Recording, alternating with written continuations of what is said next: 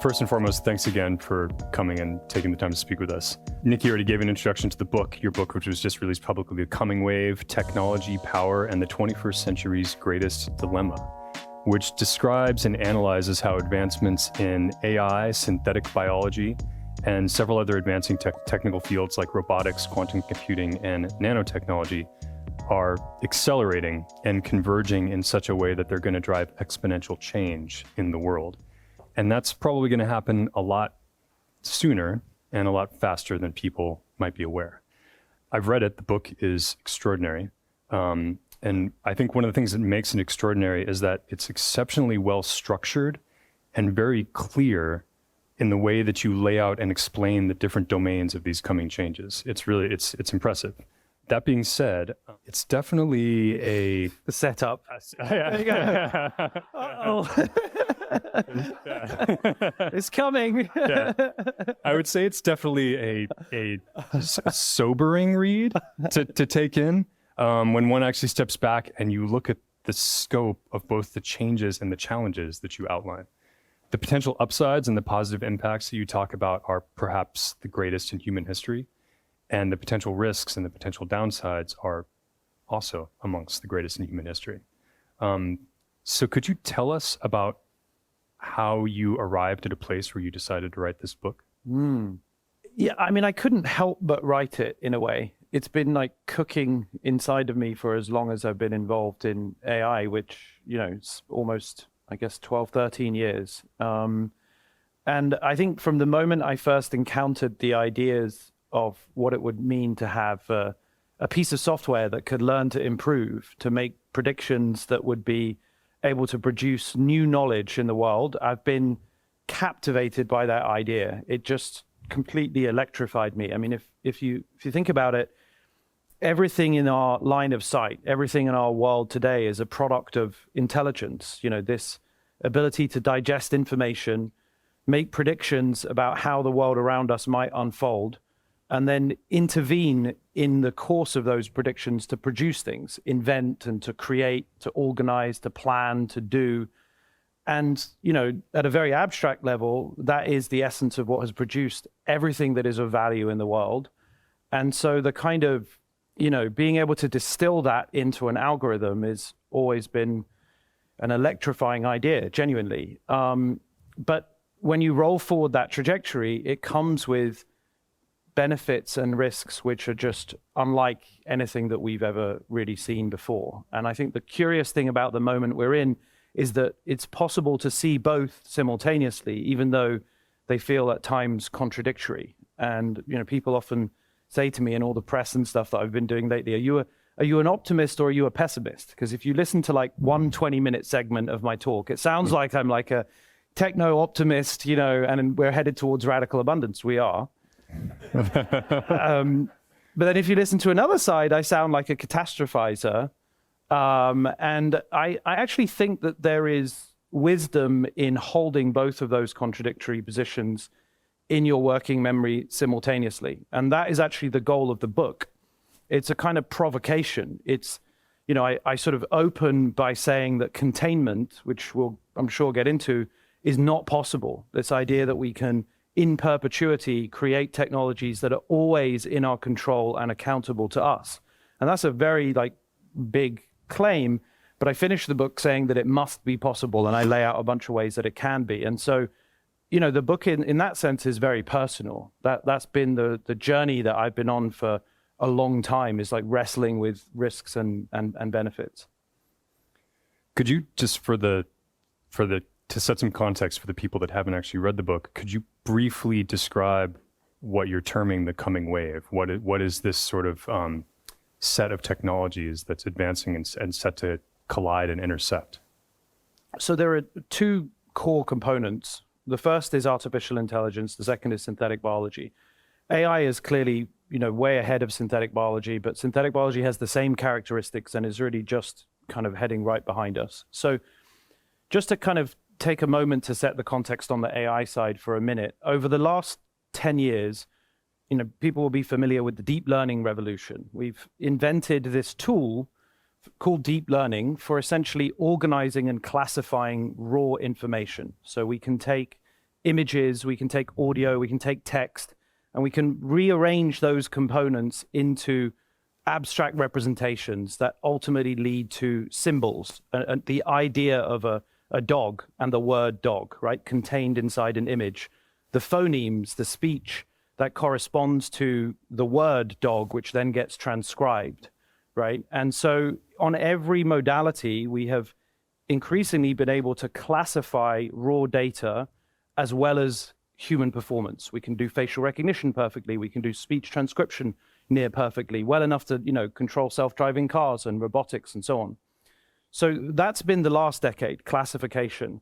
The flip side of that is that now the models can do an almost human level performance job of understanding the content of that input data. It can then generate a new or a novel example of the class that it is learned to recognize. So it can generate a dog. And 3 years ago we saw the beginnings of the image generation, explosion with DALL-E and other models. And now we've seen it in the last sort of 12 months or so with GPT 3.5 and, Chat GPT and so on. They're one and the same, they're two sides of the same coin, basically. And so as that trajectory continues, as we add more compute, more data, and grow these models, they're going to move beyond generation. We're going to have near perfect generation in every modality, including in video. And we'll then move into more abstract spaces. Like obviously you want to be able to generate video and audio and language, but really the value will be in generating sequences of actions. Just as a project manager lays out a set of tasks over the course of weeks or months, right? If I plan my book, I'm capable of thinking over multiple levels of abstraction, multiple time horizons, and making sure that each of those components coordinate with one another over time. So this planning capability is the one that is likely to come next. And on the flip side with biology, computational biology is essentially a new field that that basically sees us take the language of life in some sense and turn that into the language of information. We can now record both our DNA well enough that we can now generate new types of DNA, new compounds, right? So we're going from classification to generation on the biology side as well. And that allows for these hyper evolutionary dynamics because the evolution of ideas is no longer constrained to moving physical things around. You don't have to invent in the space of, physically making goods. You can invent in the space of ideas that can benefit from all of the other dynamics that have made the software revolution, incredible, like parallel processing, highly accurate access to data, large-scale data, et cetera, et cetera. And so that's why these two sort of waves are now, really accelerating unlike anything we've ever seen. There's so much to unpick in all of that. And obviously there's just such a raft of things that the coming wave extrapolates out to, chief of which is the containment problem, which we're going to talk about. But before we actually jump into the containment problem, again, I think for some context, it might be useful just to talk a little bit about the models, because you've been talking a lot about the models, how we've basically evolved. The deep learning approach has gone from classification to generation. And everyone in this room is very well familiar with, what GPT 3.5 and GPT 4 and inflections models and can do at this point. But I'd like maybe just for the purposes of illustration to talk a little bit about how the scope of these AI models has progressed, because I think that's important to grasp when we talk about what's coming just in the next few years. So you talk about in your book, and you've spoken about in many of your appearances, how the models are growing exponentially. So what is the difference between the scope of compute and complexity of what we're talking about now with the current models and the frontier models versus what we had just a few years ago and what your original models that you were producing in DeepMind a decade ago or so? Mm-hmm. Yeah, I think people have got slightly fixated on the idea of a GPT-2 or a GPT-3 or 4, thinking that the increment, because it's a single scalar value, it's like 3 to 4, that it's like linear. It's not. It's exponential, and it's 10 times more compute to go from the generation 3 to the generation 4. And if you put that in context over the previous decade, when we first trained the Atari model at DeepMind in 2013, which, for those of you who don't know, was an AI that learned to play 56 Atari games to human level performance simply by reading the pixels on the screen, playing against itself many, many millions of times, and then learning to associate an action with a set of pixels in order to optimize a score. So there was no teaching of the rules or nothing, no handcrafted, training from the human, just an associative learning between actions, pixels, and reward. And out of that construct emerged basically a superhuman games player. And we repeated that over many different domains over the years, including AlphaGo. To train the Atari DQN player, we used something like 2 petaflops of computation. So a flop is a floating point operation. It's like a single calculation, a single unit. And a petaflop, this is a little bit complicated, so bear with me, is 1,000,000 billion calculations. So 1,000,000 billion, 1,000,000 billion calculations. We used 2 of them. So just in 2013, we used 2 of these units. Today, at Inflection, my new company, we have one of the largest superclusters in the world, the 2nd largest. And we now train our current model of Pi is 10 billion petaflops. So 10 billion million billion. So very basically impossible number to wrap your head around. A lot. But just to see how it's changed, so 10x more compute every single year for the last 10 years. So 10x, 10x, 10x, 10x, 10x for 10 years. Exponential growth. That's exponential growth, exactly, right? And maybe just to try and put that in a bit of context, many people will be familiar with Moore's law. This is transistor density, or maybe chips getting cheaper every year and a half since roughly the 60s, say. That is a minuscule, that looks linear versus that trajectory. That looks linear. So the scale of the compute is, I think, one of the things that, maybe the primary thing that has been driving progress here. But the scale of the training data is also, pretty eye-watering. So the best models, language models in the world today, use something like 5 trillion tokens. So a token, let's just say a token is roughly a word, 5 trillion words. So it's obviously impossible to read anything like that in a lifetime. It's been estimated that the average human could read about 1 billion words in an entire lifetime. So the models are already using tens of thousands of times more training data than could be consumed in an entire lifetime. And with the compute plus the training data, the basic intuition is it's kind of learning an all-to-all connection between all the words. So you might take the sentence, the cat sat on the mat.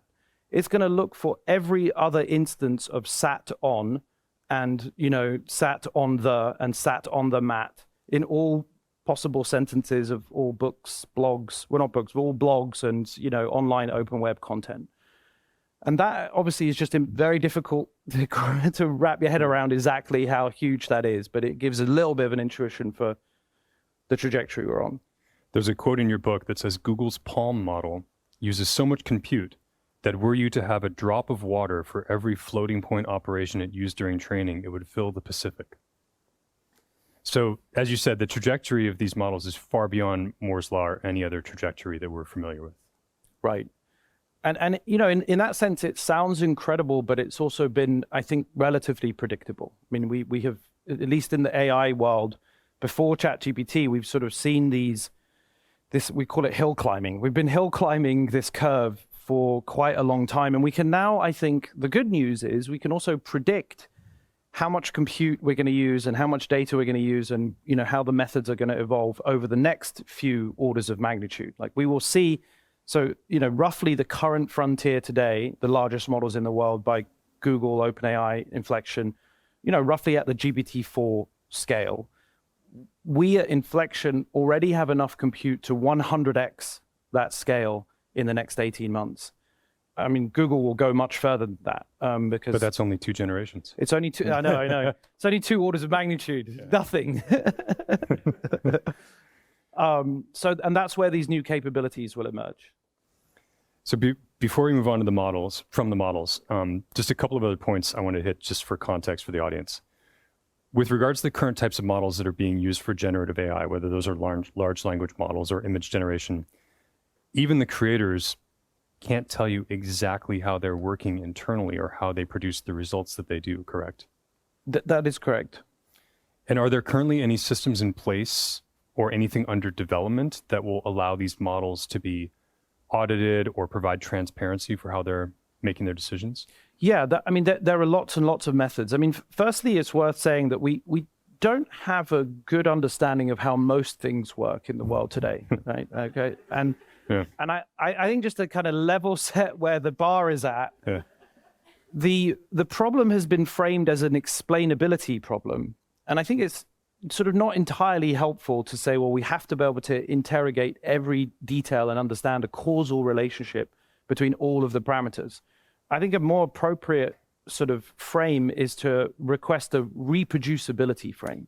So when something is consistently and robustly operating in the same way, working as intended, I mean, this is much more the way as we work as humans, as behaviorists. We look for consistency and reliability and stability, and I can just observe the actions that you take and the words that you use, and I can sometimes consider the inputs that you get, but mostly I see only your outputs. And so that is the sort of baseline that we're working from, and it can produce very, very stable, reliable outcomes. I think it's the right way to frame it. But the systems aren't deterministic right now. It's like if you give them the same set of parameters repeatedly, they're not going to reliably produce the same results. Correct. And that's one of their strengths.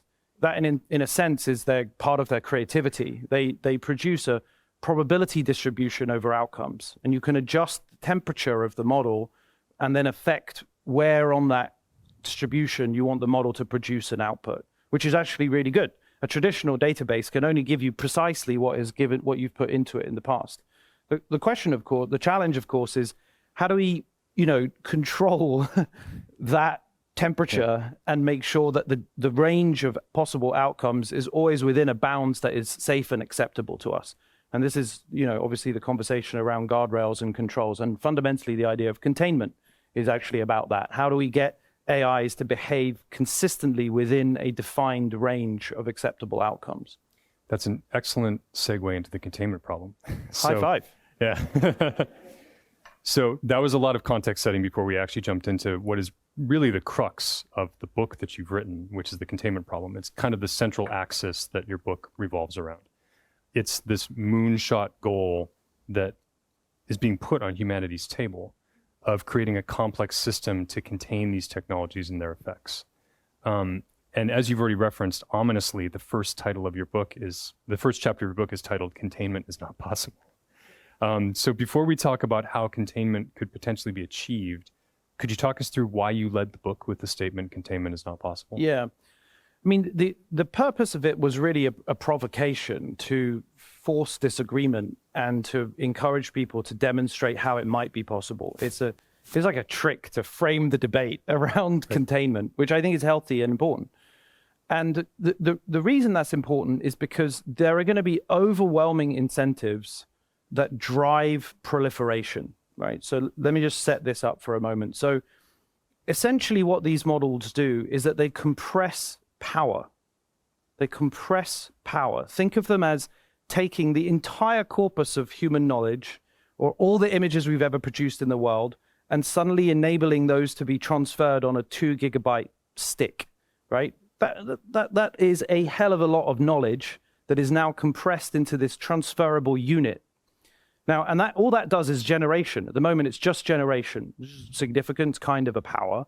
But as I said, the next wave of capabilities is the ability to take actions. It's going to be interactive. It's going to plan over multiple, sort of time series. So in that sense, capabilities are much more significant and consequential for our world, both in good and bad ways. And the incentives to have my own one of these are enormous. I mean, obviously the commercial objectives are super clear. The military objectives are already super clear. The AI arms race with China, the academic and research scientists forging ahead because it's the most, beautiful, curious, inspiring, inducing thing in the world possible. So, and everybody obviously wanting to get their own version. So the underlying ecosystem defaults to proliferation. And that was kind of another reason why I wrote the book, is because I wanted to look at other historical examples of general purpose waves of technology and see if there was any like convincing evidence that we had taken something that was clearly really valuable, that was obviously desperately useful, made us more efficient, made us more productive, made us healthier, was clearly made things a lot cheaper, and see if we had successfully contained and restrict that. And there's a sort of semi-example in nuclear weapons. They're very different, or nuclear power in general, very different because it's so expensive, huge capital infrastructure. Uranium-235 is very rare. So it's not a very reassuring exemption. In general, it has been a very good thing, right? Proliferation has been the engine of progress that has lifted billions of people out of poverty. If you have something that's clearly good, why not, ensure that everyone gets access to it as fast as possible? The challenge, of course, is that these models are inherently omni-use, right? They're way more than dual use. They're not just military and civilian. They're foundational to life. I mean, intelligence, as I said, is the essence of everything that makes us capable and productive. So now to compress intelligence into this transferable unit, which essentially is what it will be in 20 years' time, it will be like, it will just be moving around on a device like this, probably unconstrained by the web too. It won't need a connection. It can operate entirely offline. That is a profound shift in what it means to be human and the structure of civilization. And that's why I frame it as a threat to the nation state, because the proliferation of, the core goal of the nation state has been to contain power, right? And now this is a potential threat to that. Could I ask one question about the nuclear example, because that's brought up in a lot of the discussions that you have, and I totally recognize the validity of the point that like this is very different because nuclear the development of nuclear weapons involves massive infrastructure, mining of uranium, like lots of people, but actually right now, isn't the development of the frontier models essentially the same? Because it requires specialist knowledge. It costs hundreds of millions of dollars to train these models. You need specialized hardware to do it. And right now, the skill set and the monetary means and the hardware and everything to do that is rare, which is also obviously going to change very, very fast, right? And I asked that question because the AI industry doesn't seem willing to actually slow down, but this actually seems like potentially one of the only points where slowing down might actually be effective. I can see why you might think that, but it's quite different to uranium-235, which in perpetuity, for as long as nuclear power remains a thing, is going to be a rare material that's very complicated to handle. On the flip side, at this very moment in training these very large models, it requires superclusters, which are very expensive. So that's absolutely true. But the trajectory, if you look at the exponentials, they're not just going to larger clusters, they're going to much, much smaller and more efficient clusters, which is kind of counterintuitive because the baseline threshold that we're trying to exceed is human level performance. So typically what happens is you grow larger to exceed human level performance at something, and then everybody realizes that's super valuable. So we find more efficient ways of doing that smaller and smaller. So you stick at that level, but you basically make the model smaller, cheaper to use, easier to run. That's been the history of technology, and in fact, the history of particularly software, over many, many you decades. Gave about ChatGPT-3, which has now been shrunk 60x, right, in terms of like the size of it. Yeah, exactly. I mean, so GPT-3, when it came out in 2020, was 175 billion parameters, and parameters are a rough proxy for basically how accurate is it, but also how expensive is it to train. Just 3 months ago, a completely open source version of GPT-3, which is as good as GPT-3, was trained for $100,000. The original model cost $5 to $10 million 3 years ago, and was trained for about 1.5 billion parameters, which means that it can pretty much run on a phone, and it's entirely open source, 100% open source. So basically open source is about 2 years behind now, 2.5 years behind of the absolute frontier cutting edge. And that is the challenge of proliferation. It basically means that because it's software, because they're just ideas, right? Yes, they're manifested in hardware for a while, but that's a temporary constraint. It's a one-off payment, and many open source collectives have managed to muster together funds to be able to do that. You then, after training, have this, unit of movable value, which can then be, basically passed around as we have in open source. And again, that's a great story because it means that you don't just, it's not just about holding accountable the big, technology developers to make sure that people get access and benefit, which will happen anyway. It's also about seeing the incredible things that people do with it in open source, and there'd be massive value to come from that. So for the time being, I don't see a significant threat from that. I think it's a good thing. We should encourage, everybody to use these models as quickly as possible, to adapt, to integrate them into their workflows. It's just what happens in 10, 15, 20 years time when they get really, really powerful. So speaking about containment, your book starts with the chapter, Containment is not possible, and it concludes with a final chapter that says containment must be possible, which I hope was also not a provocation. It was actually more of an imperative statement. But you outline 10 steps towards containment, and you talk about this narrow path that we have to navigate. And I'm not going to list out all the steps that you talk about in the book, but they involve things like detailed technical mitigation strategies, coordinated geopolitical cooperation between governments, self-regulation by the tech industry, independent regulatory bodies, just to name a few of the things that are in there. And so it's hard to wrap your head around because this narrow path to containment just seems so multifaceted with so many different actors in the system. In your book, you describe containment as, quote, a set of interlinked and mutually reinforcing technical, cultural, legal, and political mechanisms. That's going to make people not want to read it. Yeah. It sounds so nerdy. Oh, Dry. I'm actually not even done. For maintaining societal control of technology during a time of exponential change. So technical, cultural, legal, political. So we have done that before many times. Yeah. Many times. Take cars, for example, or take planes, whichever example. I mean, it's pretty phenomenal how regulated cars are. Like everything about the car is regulated. The strength of the windscreen, the seat belt, the emissions, the speed, obviously, the driver training, the roads themselves, the lights, the signs, like the whole thing end to end is the most contained, regulated thing imaginable, right? So, take flight, for example. There are components of an aircraft which can fail 10 to the minus 7. So 0.000001 with 7 zeros, that's their failure rate. That's an unbelievable, achievement. And obviously, it was in the industry's interest. There's a profit incentive as well as obviously a regulatory requirement to try and make aircraft safety as safe as possible, right? That's why there's a black box recorder that tracks all the telemetry on board, that records everything that happens in the cockpit. And whenever there is an error, you sort of down tools on the competitive issue and you share the insight across all the airlines for the benefit of everybody, right? So that's what I mean by it. That requires a culture of safety, that requires regulatory intervention, that requires overcoming profit incentives, that requires global political, coordination. Now, the counter argument to me there is that took decades, right? And if a car fails, it's not going to destabilize the nation state.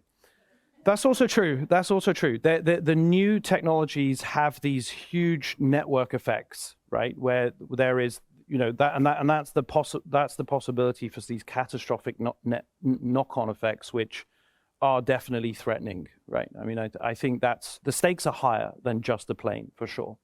The thing that, at least from my own personal perspective, when I'm looking at that, each of those domains, the problems inside them almost seem insurmountable, right? When you actually look at them on the face of them.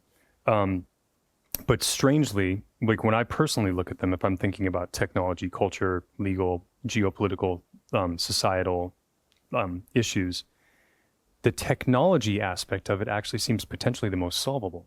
You make this argument in your book that or an analogy that we need to have an Apollo program for containment. And I think that that's a really amazing analogy because setting a seemingly impossible goal and then setting the best and brightest minds to it with the resources that they need to solve it. But the Apollo program was a technical initiative to achieve this really impossible goal. And I think that, some of the things that you outline about containment, which are like the technical measures, are definitely achievable. But then when I look at that in concert with like some of these inherent contradictions that you talk about with like the geopolitical incentives not being aligned and the incentives for industry not being aligned, it becomes very hairy. Yeah, I would say that the geopolitics is moving faster than ever before, actually. I mean, the White House published their voluntary commitments, which all of the companies signed up to 8 weeks ago, my own included, and we visited with President Biden. Ursula von der Leyen yesterday just announced an IPCC for AI, something that I proposed both in my book and in a Foreign Affairs article 2 months ago. You know, the UK is having its AI Safety Summit in a month or 6 weeks or something at Bletchley Park. You know, the European Union have the EU AI Act on AI that has been going on for 3 years and is actually very, very sensible, very comprehensive, excellent definitions across the board, and I've been a big supporter of. So I think that there's no time for skeptics. There's work to do, and we have to be super encouraging of all the experimental initiatives, all the governance efforts that companies are trying to impose on themselves, as well as all the technical methods. And you know, there's work to do, and I think that's the purpose of laying out, you know, the argument in such a stark way in the book. I'm trying to energize, you know, a call to action and a very honest, wide-eyed look. And we haven't really talked about the benefits yet here, but you know, that's a big part of it too. Yeah, one of the things that surprised me the most to hear when I've heard you speak about this is when you talk about China, and China actually, in terms of the commercial development of AI, has some very sophisticated controls in place and has been very proactive about that, right? Those controls obviously don't extend to the governmental and military side of things, right? But they're also showing a lot of sophistication in this field in terms of like how they control it. I think their motivations are different for doing that. But that also surprised me a lot. You know, it's also there's also a sign to be positive, because China have demonstrated that you can actually extract capabilities and knowledge from these models, albeit for censorship purposes. But they've shown that you can be very, very deliberate in removing capabilities, and that's a good sign. I mean, we have also demonstrated that. If you look at our own AI is called Pi, which stands for Personal Intelligence. In fact, we've been working with ustwo on it, and it's been an awesome collaboration. And we have deliberately designed Pi to be extremely cautious and respectful. Like, it's very, very careful not to be judgmental or biased in any way. And 2 years ago, it wasn't clear that it was going to be possible to design these models to be so precise in their behavior. I mean, people thought a couple of years ago that these are inevitably going to continually be biased and toxic and produce racist, homophobic screeds, ad nausea. And it turns out that with a lot of attention and care, you can actually produce a model which is highly empathetic, very respectful, very controlled, and doesn't include some of these other dangerous capabilities like coaching to develop, weapons or develop other kinds of, harm, which some of the other models have been subject to. So I think with due care and attention, the technical mechanisms will come for proper control. Let's take a brief positivity break then. I'd actually just like to speak with you about, obviously this is all these technologies are omni-use. What would you say for you is the area that you're actually most excited about this being applied, or you see sort of like this a really incredible near-term benefit of what people might tangibly see in the next few years? Yeah, I mean, I think over the next 3 to 5 years, I really believe that everybody is going to get access to a personal AI. I mean, imagine having a tutor, an educator, a teacher, in your pocket 24/7, infinitely patient and capable of talking to you about whatever it is that you want to learn, whatever it is that you want to change in your life. I mean, ultimately, your personal AI is going to become a confidant, a companion, a coach. I think it's sort of easy to look past how important that is in the world. We've become used to thinking about disadvantage or privilege in the context of identity politics, like my race or my gender or my class. I think what is often overlooked is the importance of kindness and care, right? Having empathy at your disposal, having support, having encouragement, having, a tool that is on hand to help you prioritize and plan your day. That is an incredible asset, which I think is going to unleash huge creativity and productivity among people. And it will be pretty cheap. Eventually, it will be free. And it's also going to be widely available to everyone. I don't think there is going to be this sort of inequality gap that people fear. Like, think of it, in the context of mobile phones and laptops. Like, no matter how rich you are, everyone gets, the same smartphone if you're in the top 2 billion people on the planet. It doesn't address the other 60, 70%, and we're working towards it. But the fact that if you're a billionaire, you can't buy an exclusive piece of hardware that enables you to be 100 times better than anybody else, that's a hugely meritocratic achievement of the market-based system that we have evolved. And we should take a moment sometimes to praise how good things actually are and note how likely it is that that method is going to continue to deliver unbelievable benefits. So you've had a very high profile in the media these past couple of months. Lots of interviews, lots of podcasts, lots of articles. You're here today speaking with us. As an external observer, one of the things that struck me is the breadth of the types of conversations you're having. You've done podcasts at the intersection of technology and culture, like with Kara Swisher, Stephen Bartlett, people like this. You're doing geopolitical talks with Rory Stewart and Alistair Campbell. You were one of only 7 AI leaders that met with the Biden administration. You wrote an article with Ian Bremmer in Foreign Affairs on AI governance. You've had interviews with the FT, with The Guardian, with Wired. You know all of this much better than I do. You're making me blush now. Yeah. And it's already hot in here, so I get it. But I actually wanted to come back to those vectors that we were talking about in the containment problem, which were, the technical, cultural, legal, political, societal. You're really covering those domains with this dissemination of your message. And on top of that, you are still, as your day job, the CEO of a highly valued company that's moving at light speed in the AI space with its own motivations and goals. So that's a long preamble to what I suppose my question would be is, where do you see yourself in all of this? What's your motivation? Well, I'm just instinctively a multidisciplinary thinker. I'm comfortable straddling all of those, ideas, as you said. And, I've always seen technology as a tool.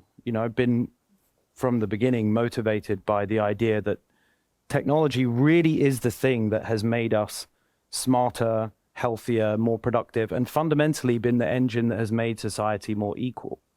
And in that sense, you can call me an accelerationist. I want more of that, right? And that's really what drives me. I'm fundamentally a maker and a builder. I love, working with a small team and seeing something go from idea to production and have real impact. Our app Pi now has many millions of monthly active users, and it's just unbelievable to see the kinds of use cases that people are putting Pi to. And I find that very inspiring. People are using it to give up smoking. They're using it to prepare for their interview. They're using it to manage a tough conversation they have with their boyfriend or girlfriend. It's those kinds of highly intimate personal moments are changing people's lives. And that's what I find inspiring. I used it to help me organize my thoughts for this conversation. Nice. Woo! Awesome. Yeah. I'm saying that to preemptively absolve myself of any responsibility if it's something that you don't. Yeah, it was terrible. Yeah. It went really badly. I actually did want to talk to you about Pi and where you see that sitting in the AI space. But before we jump into that, I just wanted to ask one thing, just about because the term safe and ethical is used a lot in the AI industry and in AI development. I believe some combination of those words may have been used in DeepMind's original mission. Anthropic uses that language. Inflection uses that language. In fact, your company actually has a very extensive explanation of what that means to you with regards to your product on your website. But I'm going to ask you this question regardless. Do you believe that the companies operating in the AI space right now, what you're doing is safe and ethical? For sure. No, there's no question about it. I mean, I think that we've deliberately chosen those words, back in 2010 to try to frame the ecosystem, to try and make it a kind of, default, culture. Like that is part of the language now of the entire field. There are workshops at conferences, that are all about the ethics of AI. And I think increasingly safety has become, the default way that we think about it. I mean, a lot of people as well have been using the existential risk frame. So much as I kind of knock that for being too far out. So X risk is now on everybody's lips. And I think that's really good. I mean, I think it is kind of unlike previous waves of technology where it may have been singularly gung-ho on the, commercial side, like the oil industry, for example. But whereas now I think, we're just so much smarter as a species. Our civilization can see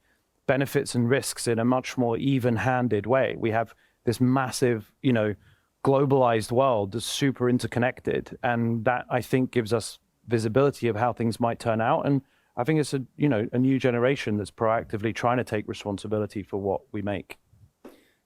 Yeah, I mean, I definitely see the industry talking a lot about it at a product level, but could I actually push on that a little bit with just Sure. a couple of follow-up questions? How the models work internally is a black box right now, correct? Yeah. Yeah. Sort of. Roughly. Yeah. We don't really understand how they're making their decisions internally. We know how they work, Yeah. but going Yes. back and explaining specifically produced why an a output. single generation Yeah. was produced, that's tough. But we know how they work. And we don't currently have any way to provide auditability or transparency on them.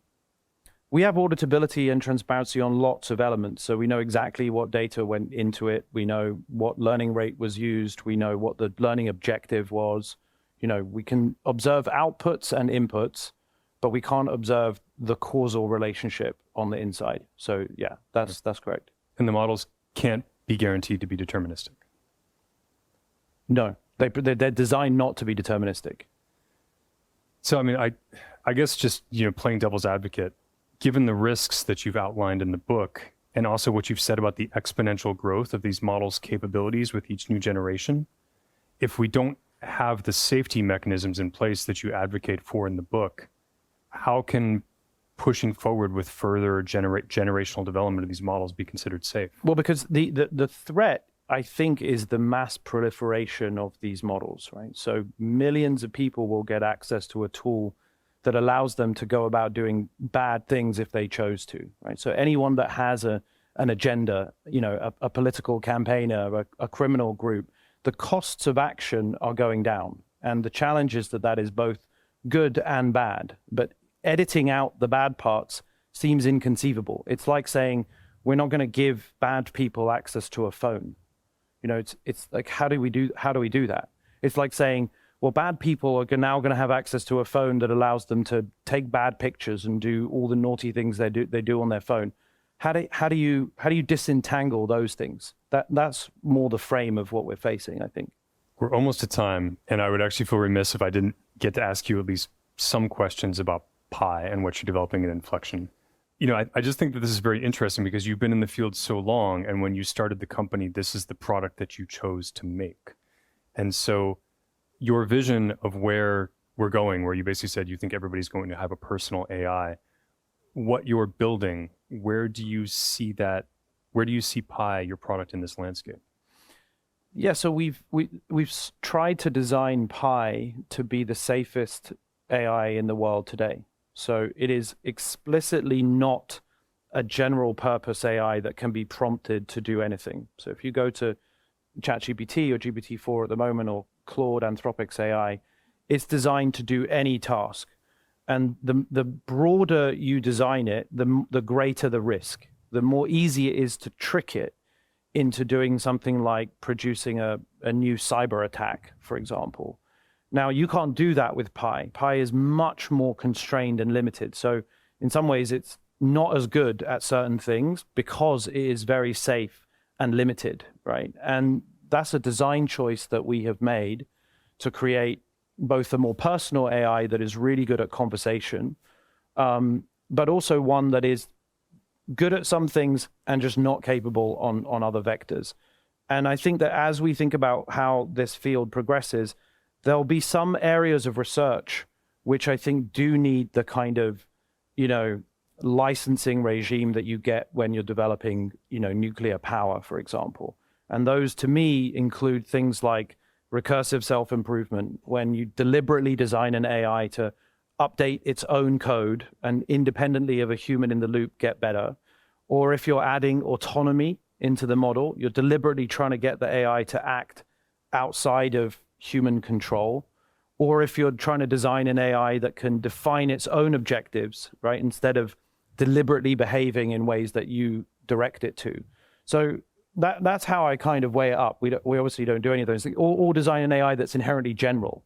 The pursuit of generality in itself is by far a riskier exercise. It's more of a research exercise. I mean, we're building a product. We're obviously putting something, you can talk to Pi now. It has a great voice and lots of accents and so on. Talk to Pi. Ask Pi. Why are you asking me? Yeah. I know we want to get to audience questions, but I just wanted to thank you very much. An intense amount of gratitude for your time. And just as a parting thought, for the people who are listening to this, how can individuals out there who might not be operating in the AI space or have as much awareness of this, how can they engage with this topic to help drive positive outcomes?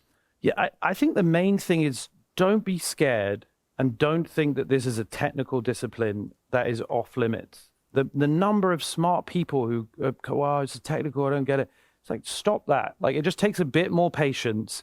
Just ask good questions. There's plenty of stuff online. And, really all this is about is understanding a conceptual framework. Like, what are the inputs? What are the outputs? What are the restrictions? Probe it, ask difficult questions. I mean, just as you would do in good UX design, good product design in general, it's accessible to everybody and it should feel like something that everyone can participate in rather than just the preserve of the scary nerds in the corner.